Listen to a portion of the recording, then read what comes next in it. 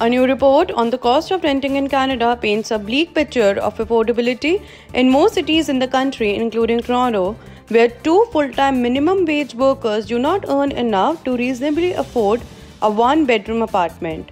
The report, released by the Canadian Centre for Policy Alternatives, calculated a rental wage, which is the hourly wage that would be required to afford rent while working a 40-hour week and spending no more than 30% of one's gross income on housing.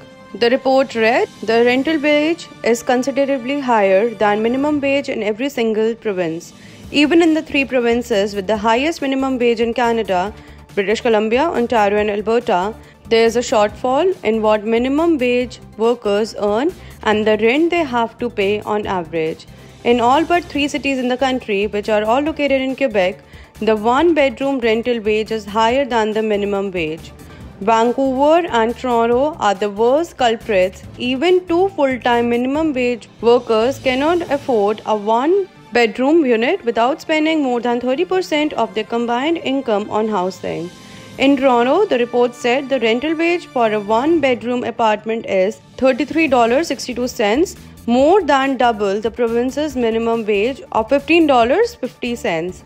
For a two-bedroom unit, the report said the rental wage in Toronto is $40.03.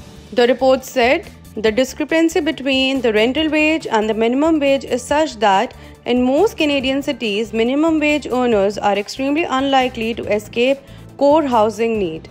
They are likely spending too much on rent, living in units that are too small, or in many cases both. Compared to the findings in its 2018 report, the Canadian Centre for Policy Alternatives found that rents have become even less affordable to minimum wage workers. When asked about the report at a news conference on Tuesday, Ontario Premier Doug Ford touted the ways his government is addressing the affordability crisis, including capping the province's rent increase at 2.4% this year and 2.5% next year. Ford said, this goes back to the supply and demand, and last year, purpose-built rentals.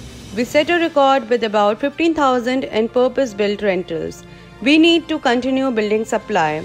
He added that the province intends to increase the minimum wage in Ontario to $16.50 in October.